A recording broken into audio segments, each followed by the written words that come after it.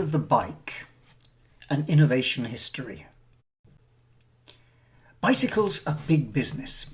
It's hard to get an exact figure, but estimates suggest there are around 2 billion bikes in the world today. And after COVID-19, there might be a few more. People in lockdown have been turning to bikes as a form of exercise and as an alternative to public transport. And they're doing so in such numbers that waiting lists for new bikes run to 3 months or more. And of course, bikes exist in all sorts of shapes and sizes. Town bikes, racing bikes, mountain bikes, foldable bikes, electrical bikes, many, many more besides. They're available in cutting-edge, high-tech versions, but their underlying design is very simple. They're very green. Once built, they can be repaired and resurrected. Some live for ages, handed on from generation to generation. But bicycles weren't always around, and perhaps it's worth reflecting a little more on their history. Not least because it can teach us some useful lessons about innovation. In particular, how, or not, to manage it for impact and scale. Now here's a question. What do you do when you've invented the wheel? Well, in the earliest days, around 3500 BC, the Mesopotamians used them to make pottery, which seems to be the first application of this breakthrough idea. The problem with using them for transport wasn't so much the wheel as finding an axle strong enough to enable the wheels to work. It took another 300 years before new materials and better carpentry techniques led to their being fixed to chariots and ushering in the era of mobile warfare. But once the wheels started rolling, they were attached to an increasing variety of military and domestic vehicles. So it was only going to be a matter of time before someone came up with the idea of using them to enable personal transportation. Well, quite a lot of time actually. Although there's probably a sketch for something resembling a bike in Leonardo da Vinci's notebooks or in some other inventor's imagination, the reality is that it wasn't until the early 19th century that the vehicle that we know and love began to see the light of day. That shouldn't surprise us. Innovation depends on a mixture of needs and means, and the idea of personal transportation, never mind the technologies to enable it, was not a particularly high priority. People didn't travel far, and if they did, nature had already supplied a robust solution in the form of horses, or mules, camels, and other alternatives. Now, the average human being can walk at around 5 kilometers per hour. So covering any distance is going to take time and effort. Enter Baron Karl von Drais, a minor aristocrat in Germany who in 1817 came up with the Laufmaschine, a walking machine, otherwise known as the Draisienne. He was already an experienced engineer and inventor, having come up with several working prototypes for devices like a piano music recording system, a periscope, and a typewriter. All ideas which turned out much later to have considerable significance, but not quite in the form he developed them. And he had a passion for horseless transportation. This wasn't some idle curiosity or pet project. Times were tough in the years of the Napoleonic Wars and grain prices were high, something not helped by the failure of harvests in 1816. This was the so-called year without a summer, when the fallout, literally, from a volcanic eruption in Southeast Asia blotted out the sun. People died of starvation, and horses had an even harder time of it, either starving themselves or else being used for food. The possibilities of their being used for transportation shrank faster than the animals themselves. Drais was also aware of new technologies and materials which he could make use of, and he developed a working prototype of his machine on which he could cover the kilometres around his hometown of Karlsruhe. He experimented with variations, including a 4-wheeled passenger carriage powered by a rather unlucky servant whose job was to pedal on planks connected to the wheels. But his breakthrough idea was a 2-wheeler, the Draisienne. This did away with pedals. Instead, the rider sat and scooted along the ground with his feet, a kind of adult version of the child's hobby horse. There was nothing childish about the impact this had on moving around the place, though. On the 12th of June 1817, a crowd gathered along the best road in Mannheim, Germany, to watch him climb aboard and set out for the Schwetzinger Releshaus, a coaching inn located in the nearby town of Rheinau. Less than an hour later he was back, having completed the 13-kilometre round trip in a quarter of the time it would take to walk. He was a man of vision and saw the potential for what he'd built. By October 1817, he'd produced a 3-page brochure of Laufmaschine designs which pictured possible applications, such as for military couriers or in the postal service, as well as general and leisure transport. He proposed different models with both 2 and 4 wheels, even a tandem, and potential customers could choose between standard machines or a customised version. The French edition of the brochure, published a year later, included accessories such as lamps, an umbrella, even a sail to help with extra momentum on windy days. Dreiss's Laufmaschine was pretty heavy by today's standards, weighing in at 22 kilograms, made mostly of wood but with hoops of iron nailed to the wheels to function as tyres. This design had an unfortunate side effect because it made any journey on the fairly primitive roads of the time somewhat less than comfortable. At least the machine was blessed with a brake on the rear wheel. Perhaps more important was some of the technologies Dreiss put to use in his design, like the brass bushes inside the wheel bearings which enabled the wheels to turn freely, and a small trailer on the front wheel which helped the rider maintain balance.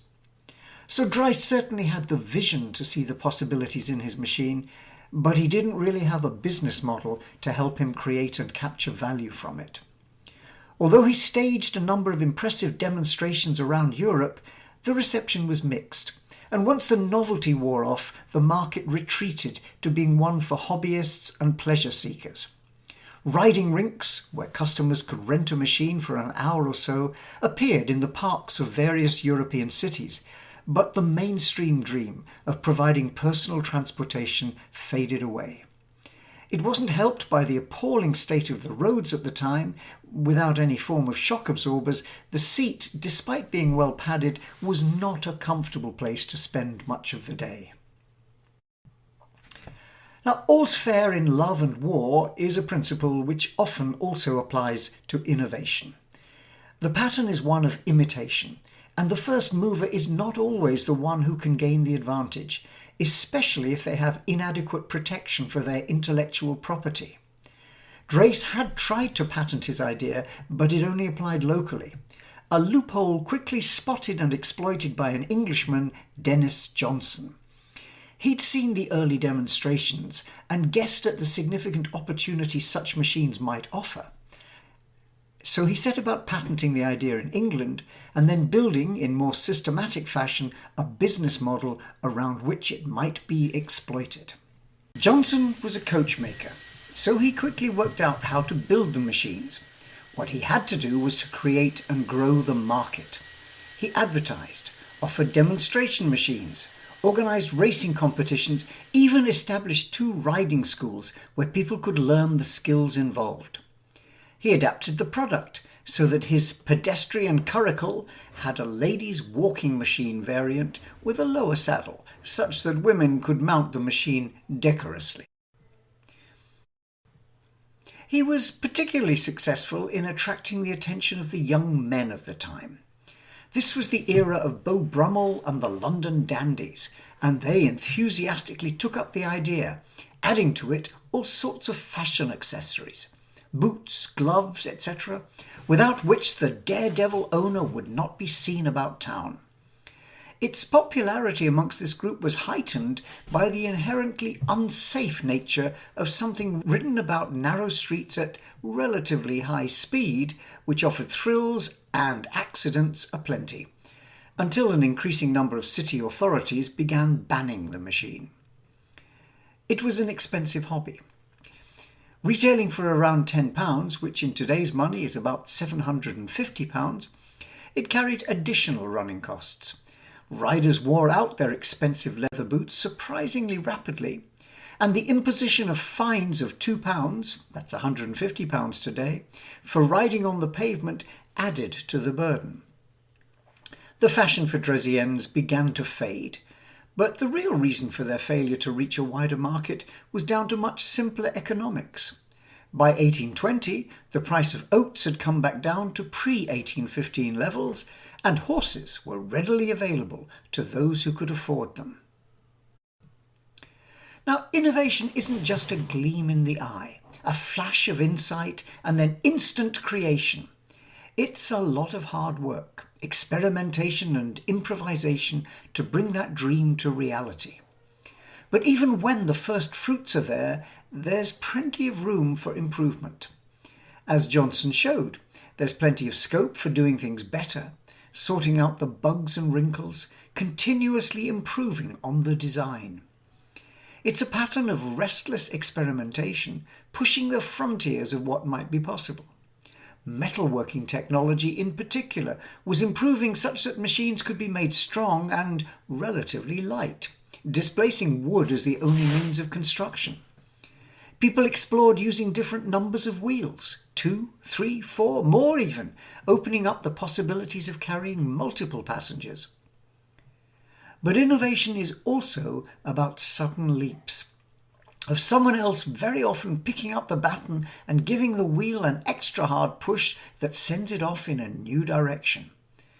Sometimes this is about timing, a technology which wasn't available earlier or suddenly appears, or a market which didn't exist begins to grow to the point where there is a demand for the innovation, pulling it in new, refreshed directions. Whatever, this pattern of punctuated equilibrium is at the heart of most innovation stories. And in the case of the bicycle, it certainly was. Drace's machine had a big limitation. You had to push it. It might carry you faster along roads you might otherwise have strolled along, but you still had to do the hard work. So alongside all the other experiments was a big push towards finding a better power system, with some successes. For example, Willard Sawyer in Dover successfully manufactured a range of treadle-operated four-wheel vehicles and exported them worldwide in the 1850s. But while treadles and hand-operated cranks offered interesting propulsion options, it was the idea of pedals which turned out to be the game changer. And it's here we find another innovation phenomenon: multiple independent innovation. People experimenting at the same time, with access to the same technologies, and with the same level of information are quite likely to come up with similar solutions. And human nature being what it is, there's also a fair bit of copying or even stealing of other people's good ideas. So it's not surprising that we can find many claims to the fame of having produced the first pedal-powered bicycle. In Germany, there's a statue to a man called Karl Ketsch, who claimed to have been the first to attach pedals in 1862. But many argue that he was a latecomer to the party, and that the original inventor lived and worked in a small Scottish village called Keir, where he'd been using pedals for 20 years before that. Now, if you're going to have a mysterious legend to weave about the next phase of bicycle innovation, where better to do it than Scotland? Land of towering mountains, shady glens, deep lochs, and plenty of rain to fill them. Shrouded in mists and secrecy, and home, amongst others, to a blacksmith named Kirkpatrick Macmillan. Macmillan completed construction of a pedal-driven bicycle made of wood in 1839, one which also included iron-rimmed wooden wheels, a steerable wheel in the front and a larger wheel in the rear, which was connected to pedals via connecting rods. Various accounts tell of his travelling about the roads near Keir and regularly making the journey to the town of Dumfries, about 14 miles away, in less than an hour. He was a modest man, and his claim to innovation fame doesn't rest on patents so much as PR, particularly the research of his relative James Johnston much later in the 1890s.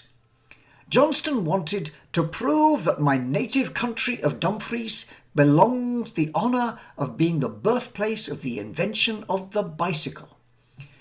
He might have been a little creative with his reworking of history, suggesting, for example, that Macmillan was the gentleman in question in a Glasgow newspaper report in 1842 of an accident in which an anonymous gentleman from Dumfriesshire, bestride a velocipede of ingenious design, knocked over a pedestrian in the Gorbals and was fined 5 British shillings. A criminal record is perhaps not the strongest piece of intellectual property protection, and a more robust claim to be the pedal innovator lies with the French. Specifically, a young blacksmith and machinist from the town of Nancy called Pierre Lallemand. He developed his ideas in 1863 and showed them off publicly during the next year, moving to the United States in 1865 and the following year registering US patent number 59915 for his version of the velocipede. So most people give the pedal crown, and with it the title of inventor of the modern bicycle, to Lallemand. But moving innovation to scale involves building systems, not just creating components.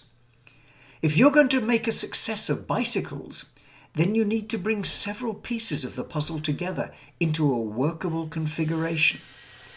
You need a location where you can build an early market, access to technology and expertise, a distribution and support network. Who's going to maintain the machines once people have bought them?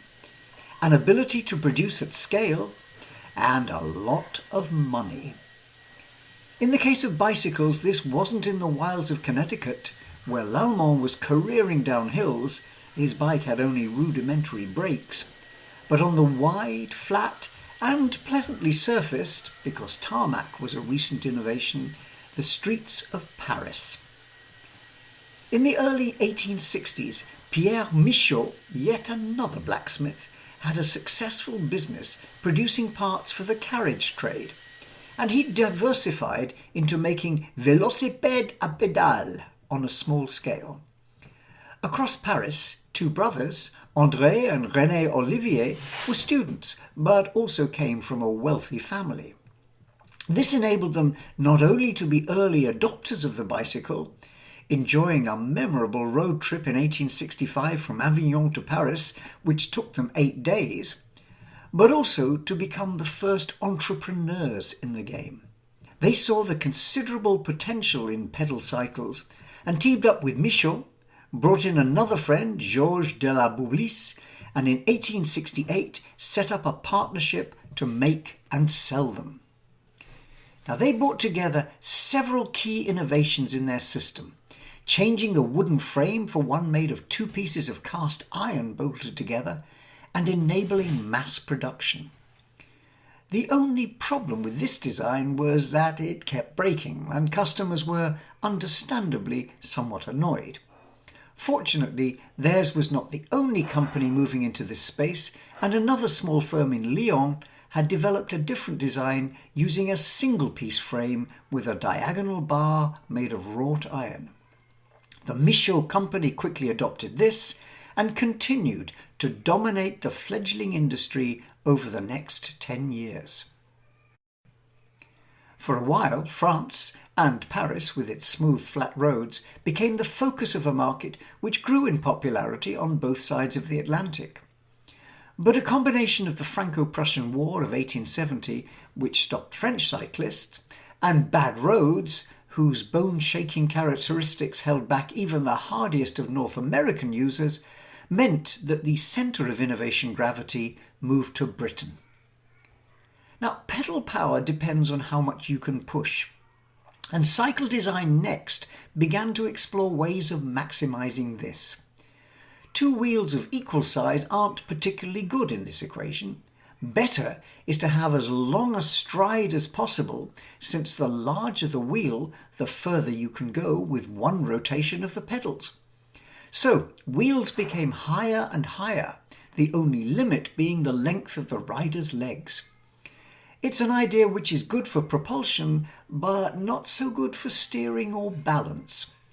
And so bicycles became ever more exotic looking in their arrangements of wheels and sizes, not least giving birth to the familiar penny farthing shape. Although high wheelers experienced some market growth, they weren't really practical for the average man or woman on the street. Enter John Kemp Starley, an English inventor who came up with a winning idea for a safety bicycle, one which would appeal to a much bigger market. His first model was the Ariel, launched in 1871, and although still featuring wheels of different sizes, it was getting closer to a configuration which people would accept. Not least because he integrated many of the key features which people value. Improvements in stability, comfort, usability, especially steering, and all at a price they could afford. Starley was a classic innovator, and over the next 15 years he developed an increasing range of machines, drawing in ideas and technologies from all over the place, learning all the time with the market about what it actually wanted, not least through the experience of dissatisfied riders. For example, he sorted out the problem with the wheels. Early bikes had heavy wooden wheels with iron rims, but in 1849 a man called William Stanley had invented steel wheel spider spokes. In 1868, Eugène Mayer in Paris developed an all-metal wheel that relied on the tension of wires rather than compression of heavy metal spokes to achieve their structural integrity. 2 years later, William Henry Grout, a builder of velocipedes from London, patented spokes that had eyed nipples at the outer end. Starley drew these ideas together to create and patent the spoked wheel in 1874, which gave a much more comfortable ride because of its sprung nature, and it also made bicycles much lighter. In similar fashion, he took other ideas and used them as ingredients in the innovation soup, which was now coming nicely to the boil. Finally, in 1885, Starley introduced the Rover. With its nearly equal-sized wheels, centre pivot steering, differential gears that operated with a chain drive, Starley's Rover was the first highly practical iteration of the bicycle. Like Henry Ford with his Model T 20 years later, he'd produced the bicycle for every man and woman, and it became the dominant design. It's pretty much the same shape as we'd recognise today. Starley's work kick-started the industry into its growth phase. His company grew, and with it the product range, opening up cycling to a wide market in the ways that Baron von Drais had dreamt about 70 years earlier. The safety bicycle completely displaced the high wheeler, and by 1889 there were around 200,000 bicycles on the roads of Europe. 10 years later, over 1 million machines were being pedalled around the world. Innovation didn't stop there, and with each new development the pace of growth accelerated. Pneumatic tyres made of rubber made for a smoother ride. Chain drives meant the power came from the rear wheel, leaving the front to steer and making cornering easier. The application of gears helped tame even the most stubborn of inclines and opened up the whole landscape to conquest by bicycle. And inventors began looking to provide alternative to legs as the main power source, with a battery electric cycle appearing. And then over in Germany, Gottfried Daimler played around with hooking up an internal combustion engine to a cycle, creating the motorbike. So it's not entirely surprising that we now have over 2 billion bicycles pedaling their way along roads and up and down the mountainsides of the world.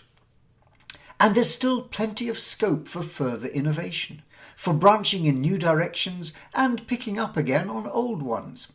The e-scooter craze looks like being a good candidate for becoming the next major shift, with not a few nods back in the direction of good old Baron von Drais. What is clear, though, is that these innovations will only take hold and become widely adopted if we pay attention to working at the system level. Successfully scaling an innovation is all about wheels within wheels.